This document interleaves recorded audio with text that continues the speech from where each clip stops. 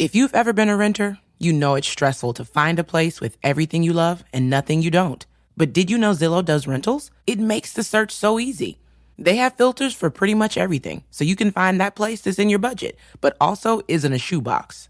Or a place that's close to your parents, but far enough they have to call first. Plus, it's easy to apply, request tours, and pay rent in the app. Head to ZillowRentals.com and find your sweet spot. No matter where you are, there's probably a Speedway right around the corner. So whether you want a freshly brewed hot or iced coffee, fountain drink, or speedy freeze, Speedway's got the fuel to keep you going all summer. The following is a Hoop Ball presentation.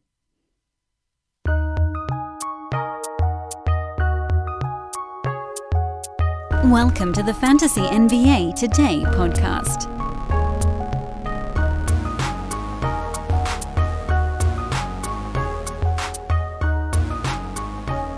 Good day, everyone. Welcome to another week of Fantasy NBA Today. It's Monday. It's July the 12th. We rumble along. Another day in our pockets. Week 9 of the NBA offseason. We are almost 2 months into the playoffs. That's the funniest part. Oh, boy, the way we finished that sentence. It's not the offseason. It still isn't the offseason. We are still in the playoffs. Yes, we're in the finals. Suns lead the finals 2-1. And this is kind of what we were talking about, and I'll get into that in a minute. Game 4 of the finals isn't until Wednesday. Another 2-day break between games and another 2-day break between games 4 and game 5. So, yeah, I mean, this is... I think I was talking about this on BetQL last week. The finals themselves are so ungodly in length. We are now, this is the 7th day of the finals, and there have been 3 games, and there isn't a 4th game until the 9th day. They played on the 6th to start this thing. That's day 1 instead of day 0. That's day 1. Day 9 is game 4. That's ridiculous. So if the finals go, how far do we have to take this thing? The 20th, the 22nd. Yeah, finals could go as deep as the 22nd. 2 weeks, 3 days. I mean, technically 2 weeks and 2 days if you count the 6th as day 0. But that's crazy. That's 17 days worth of stuff. If anybody wonders why people get NBA burnout, it's because the finals never happen. They just... I mean, I'm going to keep watching because, you know, we're all a bunch of basketball junkies around here, but I've had it happen to me before where I was like, I honestly don't know what day they're even playing at this point. You got to go every other day. Today would be game 4 if they were going every other day, and game 4 is not for 2 more days. 5, 6, 7. Finals would go as deep as the 18th if they were playing every other day. And instead they could go an extra 4.5-ish. I mean, I know it doesn't seem like all that much, but I promise you it's a big deal.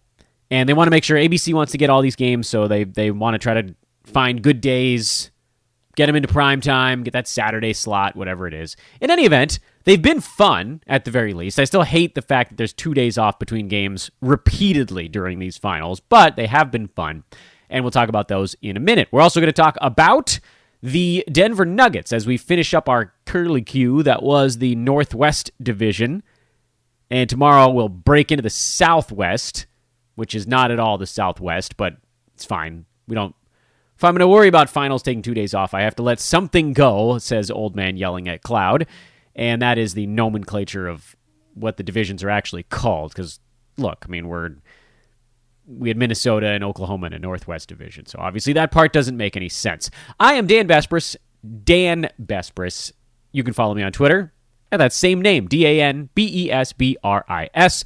This is Fantasy NBA Today, a Hoop Ball presentation, hoop-ball.com, the website, at Hoopball Tweets, at Hoopball Fantasy are the websites. No new podcasts to tell you about this week. Finally, those of you who thought we had too many new shows, I don't know if such a thing actually existed, but those of you wondering how many weeks in a row that Hoop Ball could debut a brand new show, the answer was that was it. That was it now. So you got all these brand new shows. the All Rookie Pod, pun intended, the Dynasty Show, NFL, Fantasy NFL Today, and the reboot of Hoopball Heat. A lot of stuff to like on that front. A lot of stuff to love on that front. New episodes of the All Rookie Podcast dropping late last night, and pun intended, dropping earlier today. That was an article on Dynasty rankings that were right on the money this last year and how you can use that information going towards next year. Shout out to Rhett and Travis for putting together a nice show. Shout out to Luke and Ben over at Hoopball Heat for revamping that podcast. Pretty excited about the fact that that's back in the mix. And we rumble along. Let's talk about the finals first, because I don't think there's a ton left to say other than we kind of told you so. Not necessarily that I thought Milwaukee was going to cover, but that this series... So the one thing I got wrong is that I didn't think Milwaukee was going to run away with any of these ball games. And frankly, just looking at that game from Sunday through the prism of I'm going to look at everything except the final score, I would have told you the game was a decent amount closer than 20. The Bucks had 5 additional three-pointers over Phoenix, which was always a number we knew was coming down. The Suns have never been this season a massive three-point shooting team. They have some spacing. Make no mistake, they have some guys that can knock them down, but it wasn't their game.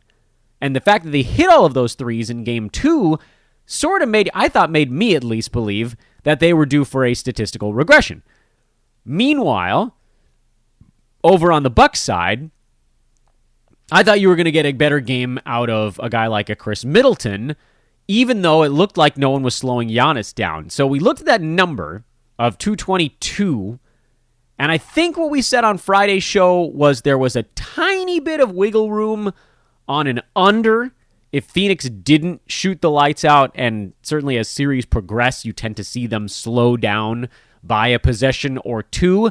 And sure enough, you did get some of that. Phoenix only had 105, roughly, possessions in this ballgame. It's sort of fuzzy math. I know we've gone down this road before. Bucks had quite a few more. 5 fewer turnovers, 11 additional rebounds. So Milwaukee had a lot of extra opportunities. 10 more free throws, 7 more field goal attempts in this game. And if you just went, again, on the fuzzy math, that gives them about a dozen extra actual possessions. And, you can work around the edges on some of that sort of stuff. And it comes out to roughly about 7 or 8 additional possessions in the ball game. Just in terms of, not worrying a ton about offensive rebounds, things of that nature. So the Bucks had about 112. The Suns had about 105, which is ever so slightly less than the first 2 ball games of this series. Part of the reason that was the case is that both teams actually shot the ball from the field relatively well. 48% for Phoenix, 48% for Milwaukee, which means someone's taken out from under the hoop. That's going to slow the ball game down. Devin Booker continues to be, with the exception of the big three-point explosion, a bit more human. And I think you can put a decent amount of that on Drew Holiday, who had the big-time kind of impact game that Milwaukee needed of him. This is the game plan with the Bucks. You're going to need to shoot the 3 ball exceptionally well to beat them. Phoenix did that in Game 2. Phoenix sort of did that in Game 1. Although, on the Milwaukee side, you might also argue that Giannis just sort of wasn't back to even close to full strength in Game 1. And that's why when we looked at Games 1 and Game 2, and I said, look, there are a series of anomalous occurrences happening favoring Phoenix through the first 2 games of this set. Phoenix is winning by double digits in both ball games, but neither one of those games, if you were betting only on mean reversion, if every basketball game sat right on the mean, these games would have actually been really close. Games 1 and Game 2. Here in Game 3, you had the mean reversion on the Phoenix shooting side, at least from downtown, and then you had Milwaukee get the home court bump where some of their even their star players, even their better guys, just played better to keep up with Giannis. I would argue Pat Connaughton, who's actually been kind of decent in this series. The Bucks didn't actually do anything in this game to blow anyone away. They just took better care of the basketball and rebounded better, which to some degree is going to fall on the shoulders of DeAndre Ayton, who got into foul trouble and only played 24 minutes. That's a big, big deal in this ball game. Now, it was kind of a blowout late, so maybe there would have been a few more minutes at the end, but 5 fouls in 24 minutes, that's an enormous difference maker. I don't think that happens again in Game 4. At some point, you're going to see the things all kind of come together in the way that you expect them to. What I mean by that is, if we continue to handicap this game by pace, which to me is probably, at least if and some of this is guessing based on precedent, but tends to slow down as the series goes on, maybe a little bit less so because there are 2 games off between contests, so the teams are very well rested, as opposed to having that same grinding you out every other day type of thing you did see in the bubble. Teams tended to get kind of worn out the longer a series went. I think you just see the teams begin to figure each other out a little bit more. The fact that both teams still shot 48% tells us that there just sort of isn't all that much that you can do on the Phoenix side to deal with a massive, brilliant, mind you, adjustment that Giannis has made, which is, first of all, he got out in transition here in their home arena. That's going to happen more often in Milwaukee than it does in Phoenix. It's just the nature of the beast. You get the crowd on your side, you move a quarter step faster, and he got a bunch of transition mismatches. Suns can't let that happen. Also, what we saw in Game 2, with Giannis, and the 40-point outburst in that one, is that he's realizing he doesn't need to use the same Euro step move. He has to vary it up a little bit, and that's really worked in his favor.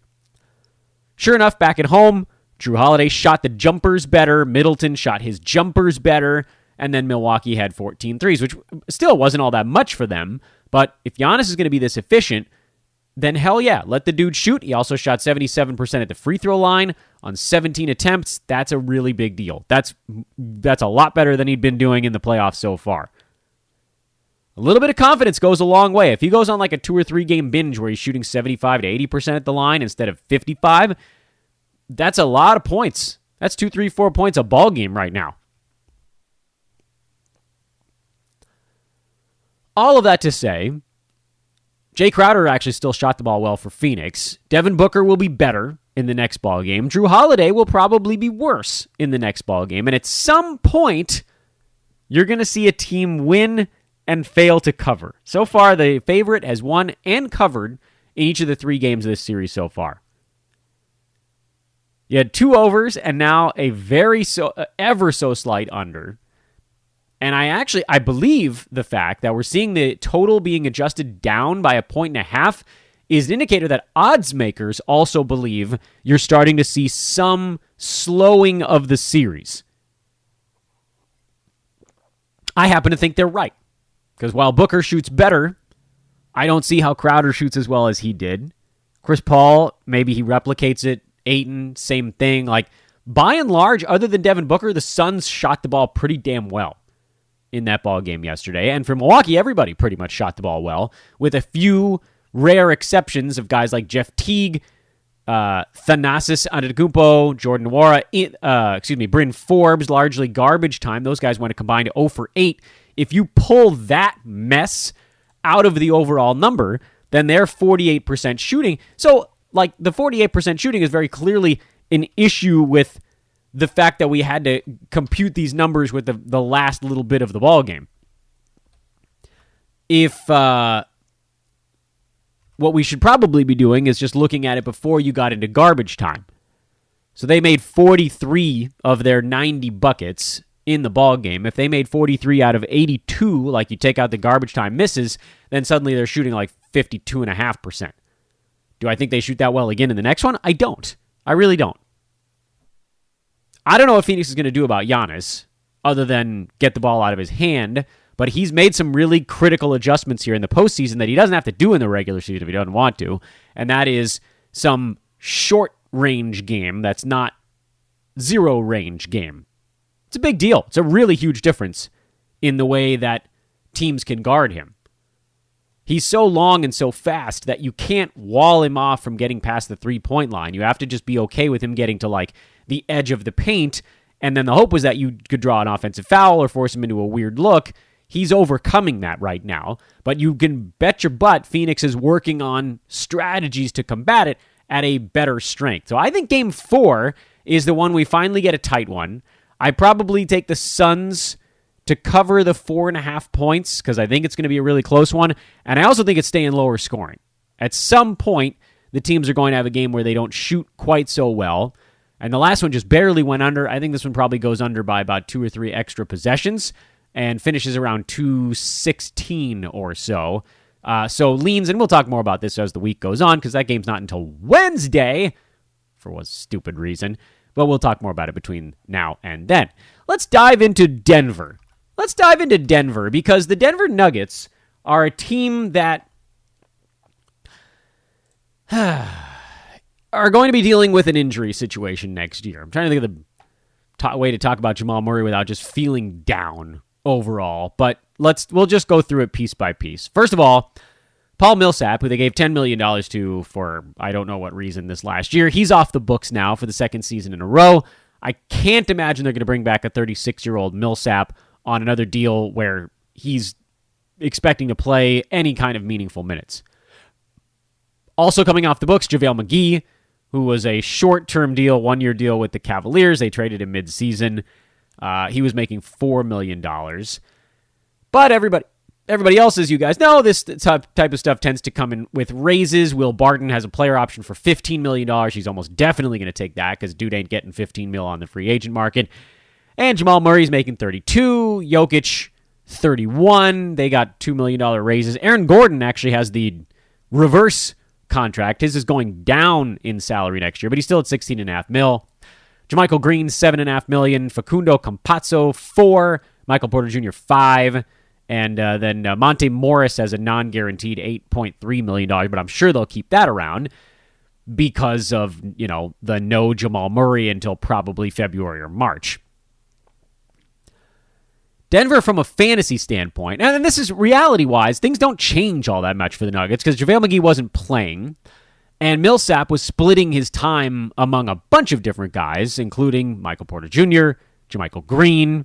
I mean, the list goes, and Aaron Gordon, as the season went on, he became the power forward. The problem is that a lot of those guys just don't have fantasy game anymore. Paul Millsap was one of the ones you thought, well, like if he could play starters minutes, he'd probably have some fantasy game, but he's not going to get starters minutes because his body can't handle it. Monte Morris is extremely efficient, low turnover guy, but there's just nothing eye-popping about his stuff. And the closest thing we got to something was Facundo Campazzo, who played to a relatively decent marker down the stretch when there was just no one else around. Because at that point, Monte Morris was out. We knew Jamal Murray was out. That had been the case for some time. And so Campazzo got free reign to play 28, 30 minutes a ball game, and he was sort of sitting right on the edge of fantasy value. Generally for the Nuggets, it was Jokic, Murray when healthy, and Michael Porter Jr. And I'm inclined to lean that way going forward. Assuming Jamal Murray is out for at least the first 3 months of next year, probably more. By the way, you're not drafting him. I don't care how far he falls. You're not drafting him unless you're squatting on him in a keeper league. It's the only reason to keep him for the following year at a cheap rate. Nikola Jokic is probably going to go first overall in fantasy drafts next year, and frankly, I'm okay with that. Although, it's worth noting, Denver's already talking about getting him rest days during the season. So don't expect him to get up near that 100% hit rate. 90%, I think, on rest days is probably the expectation. So somewhere in the 5 to 8 games of just giving him a night off, maybe when they're flying back home after a long road trip. I don't know what the plan is on that front. We don't have next season's schedule yet. Jokic is not going to play all 82 games next year. He won't. He's still freakishly durable. If you took Jokic this year and removed, say, 6 to 8 rest games, he's still the number one player in fantasy. That is how dominant he was this season. He played so many more games than the guys around him, it actually didn't matter. That's the cushion he had built up through durability and strong play, because he was number one by averages and he was number one by totals. But his totals marker was, Steph Curry was number two, who played 9 fewer games than Jokic during the regular season. If you wipe out that differential, Jokic was still ahead of him. This is really easy math to do. Jokic was ahead of Steph on a per-game basis. So clearly, if they played the same number of games, Jokic would be ahead of him by totals as well. And there really wasn't anybody close. So even if Jokic sits out 6 to 8 games next year, he is still most likely the number one player in fantasy sports, unless you think that some part of his game takes a small step backwards. I don't know how you make a reasonable argument that happens other than to say, this dude shot 57% this year. He's a 53% career guy. Maybe that 57 comes back towards 53. That's the only real maybe you can throw into the mix. Jokic has always been a little over a steal per game, like 0.7, 0.8 blocks per game. That was right on his career mark. Nothing crazy there. Rebounding was up a little bit season over season, but he also played about 2 extra minutes this year compared to last, and 10.8 is not weird. He's done it before. Twice, actually, 17 and 18 seasons, he had about 10.8 rebounds per game. Great free throw shooter. That was up this year, but that's something you can actually assume could stick because he's had some 85s and 83s, and 87 this year was better. Maybe that comes back down a tiny bit as well. And limiting his 3-point attempts to 3.3 is about where he's been at. So there wasn't really anything anomalous, use that word again, on Nikola Jokic's season except the field goal percent. If that comes down, yeah, maybe he slides back towards a near dead heat with Steph Curry on a per-game basis. I bet he plays more games than Steph next year, even with the rest days. Does that make Jokic a value? No, nobody's a value at first overall pick, but also I don't think that you'll be disappointed either. Michael Porter Jr. is the other big name I want to talk about on Denver. And this is like... Going over the Denver stuff is interesting because, MPJ is really your only argument point on this team, at least as far as I'm concerned, because I don't, no maniac should draft Aaron Gordon on Denver. Very clearly not going to be the guy. Would you draft Facundo Campazzo? I wouldn't. I don't think he plays enough if Monte Morris is still on the roster and healthy. The only guy I might even take the smallest look at, super late in drafts, would be JaMychal Green. Because he'll play a bunch of minutes in the games that Jokic rests, and there's... he has some fantasy per game ability. Not a ton, but a little. It's a long way from a sure bet. Campazzo was your closest other on Denver, but Monte Morris wasn't there for a lot of those games. You can go to the tape, not the actual tape, this is really the fantasy tape. So go to the actual game log for Facundo Campazzo, and you can see he played okay in the playoffs, but his role diminished as Monte Morris got healthier. Monte just wasn't there to bleed into Campazzo's playing time. It's similar to the JaMychal Green argument we were just about to make. There's an argument to be made that Campazzo's a guy you could consider if you thought he was going to play 32, 34, 35 minutes a game, which is what he got when Jamal Murray and Monte Morris were each out for the Denver Nuggets. And over that stretch, he was inside the top 80 because of assists and steals and very good free throw percent for the most part. But as he drops off, it wasn't so much that his per-game ability was terrific as it was he was a point guard on an NBA team playing over 30 minutes a ball game. You've got to be a real goof not to have some fantasy value seeing that type of action at the one. Like, you're a point guard with Nikola Jokic. At some point, you're just going to give him a ball, and he's going to put it in the hoop, and you're going to get an assist for that, even if you didn't have to do anything else. That's not to take anything away from what Campazzo was able to do this year, but it wasn't the world's hardest gig, at least to get assists in that role. But look, even when he was only playing like 25 minutes a game, he really wasn't that close to fantasy value there. It was when he was at 33, 34, that's where he got up and over the cusp. I just don't see how that happens for a season next year. How does he get to that marker?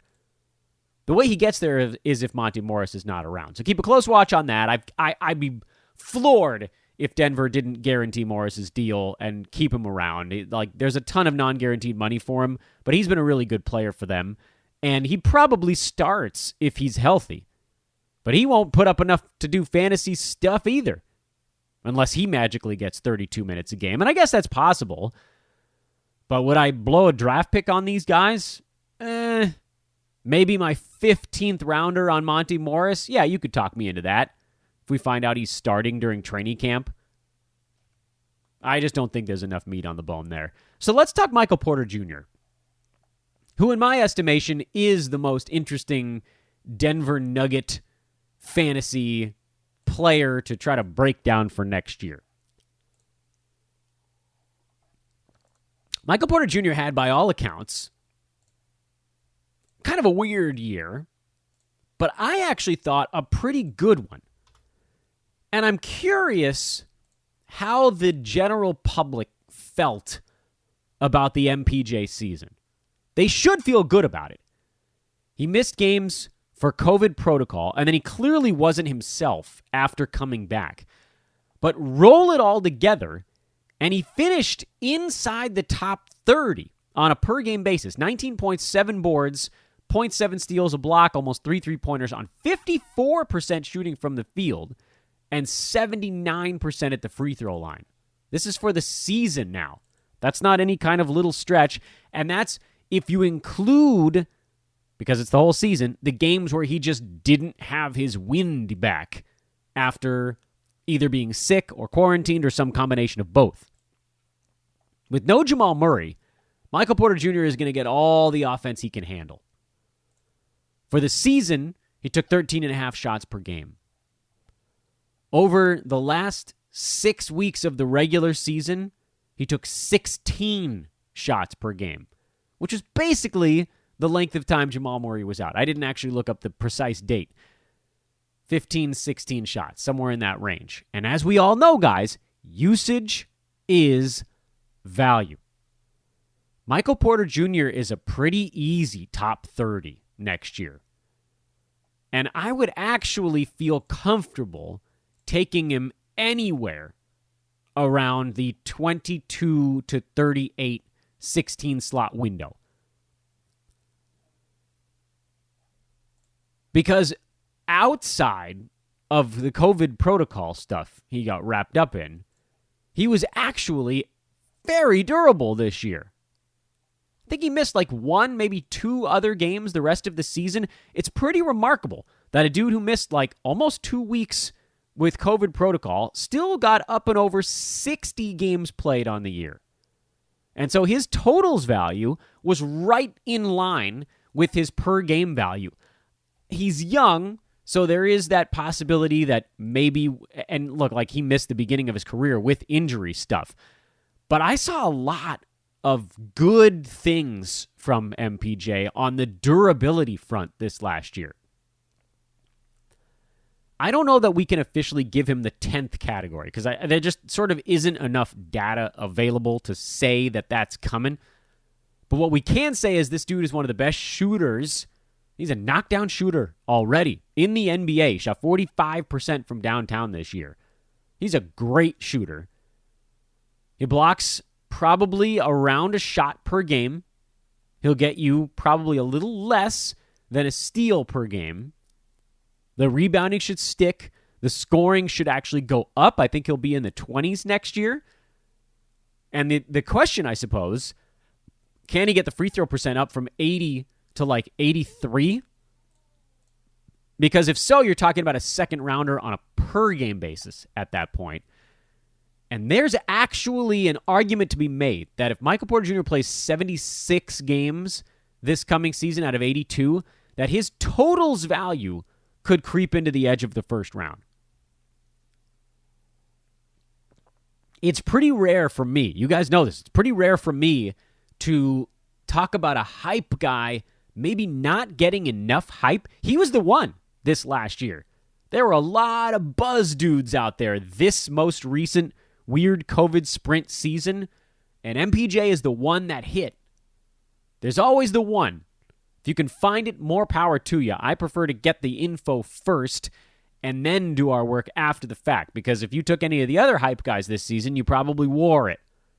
Like Christian Wood looked like he was on his way, and then injury, and then bad free throw shooting and all that good stuff. Like Shea didn't pan out. The big name that did was MPJ. Trey didn't. Luka didn't.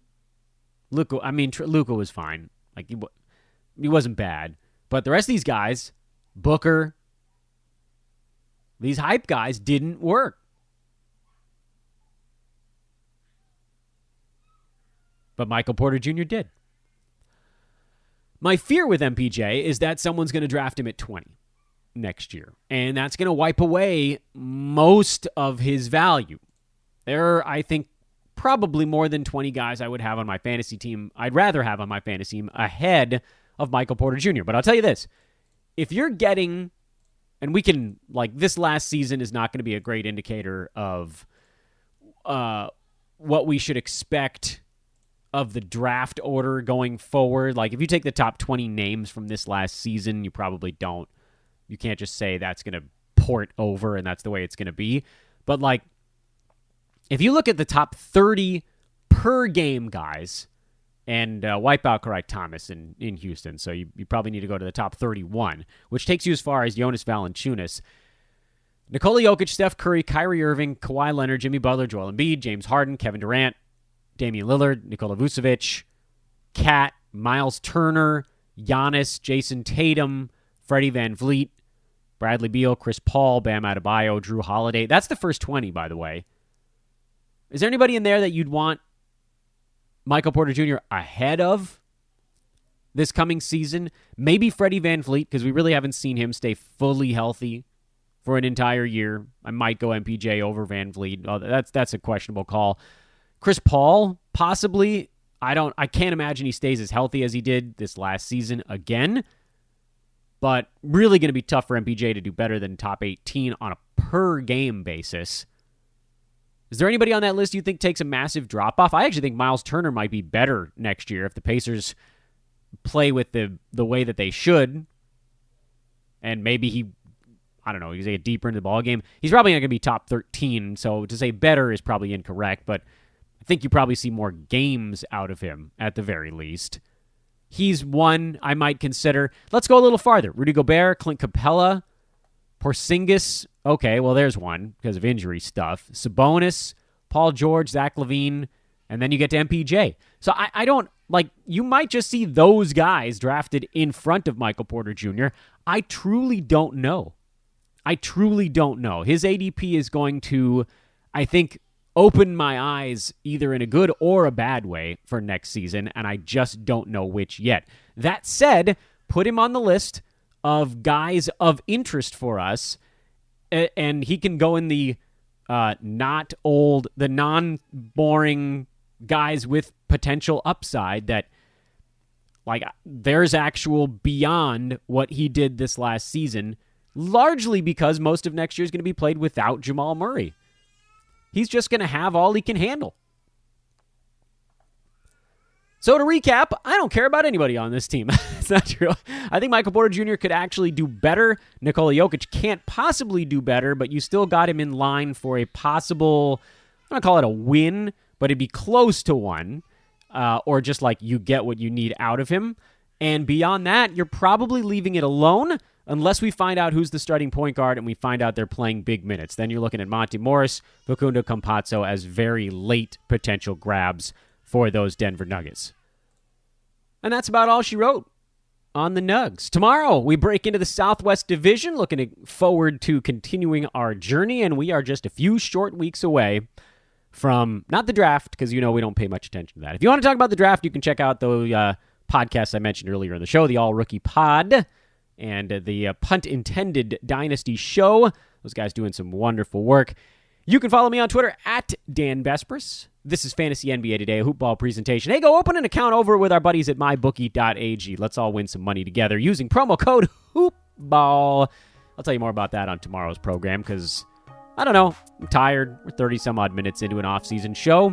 Put a lid on it at that point. Have a great Monday, everybody. So long.